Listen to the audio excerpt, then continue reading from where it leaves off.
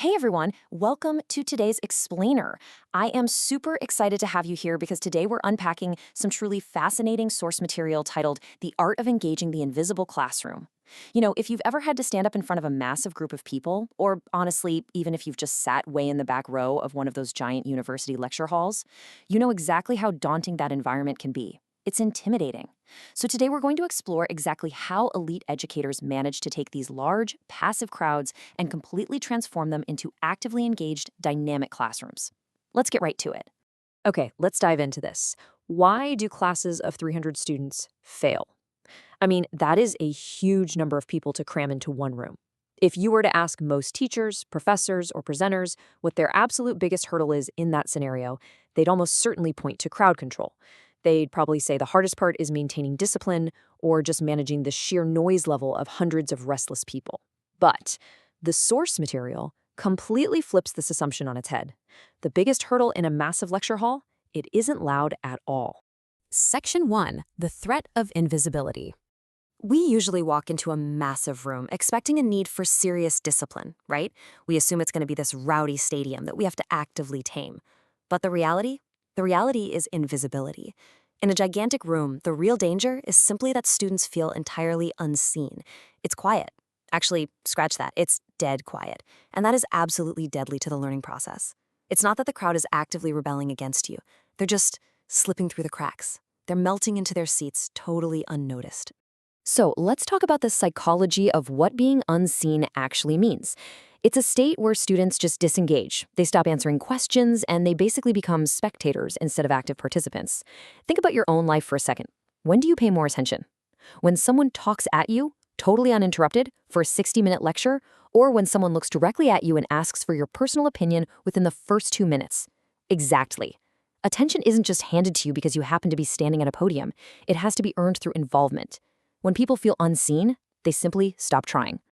Moving on to Section 2, Everyday Analogies Build Understanding.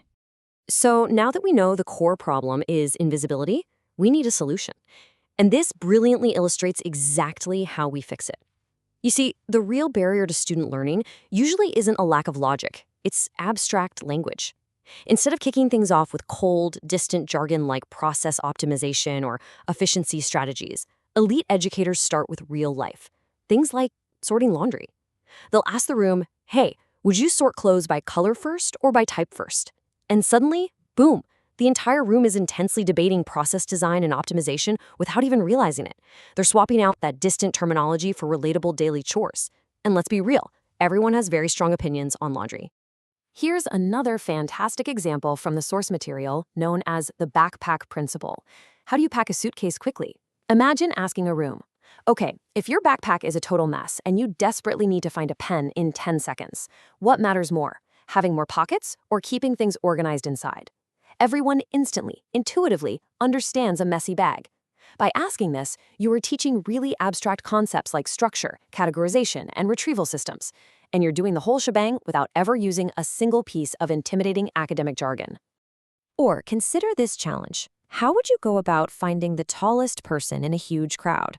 Would you check everyone one by one? Would you compare people in pairs? Or would you just ask everyone to line up? If you drop a question like this into a massive room of people, they will naturally and enthusiastically begin discussing complex search efficiency and strategy. Students almost always get the underlying logic, they just don't get the academic language wrapped around it. If you start with a familiar reality, locking in the terminology later becomes a total breeze. All right, Section 3, High-Energy Engagement Techniques. Let's see how all this builds into an actionable strategy. Now that we've set the foundation of using relatable analogies, let's introduce a fast-paced toolkit specifically designed to inject massive life into these huge rooms. We'll start with the 60-60-60 method. Step 1, give them 60 seconds to think alone. Step 2, 60 seconds to discuss it with a neighbor. Step 3, 60 seconds to vote or share. Imagine asking the room, you have 20 books scattered everywhere. What's faster, picking each one up individually or grouping them first? By breaking the engagement down into these super strict 1-minute intervals, you take 300 isolated, invisible spectators and make the entire room mentally active in just 3 minutes. You don't need any expensive tech for this, literally just a timer and a great question. A second really fantastic technique is the left side versus right side debate. You take your massive room and you split it right down the middle. You point to the left side and say, okay, your position is to wash dishes one plate at a time as they come. Then you point to the right side and say, your position is to gather all the dishes and wash them together at the end. You give each half exactly 90 seconds to defend their method. Let me tell you, this completely bursts the bubble of invisibility. That competitive energy instantly wakes up 300 students. You're forcing them to passionately debate batch processing versus single-piece flow, and you're doing it using dirty dishes. Now, what's really interesting about this next technique is how it turns the audience into a living data set. It's called a human histogram. You ask a question to the crowd, something like, if you would organize 100 photos by date first, physically stand up. If you'd organize them by people first, stay seated. Suddenly, the physical room itself becomes the bar chart. Getting people to literally get up out of their chairs resets their attention instantly. It's a brilliant little jolt of physical movement that breaks up the endless monotony of sitting in a lecture hall.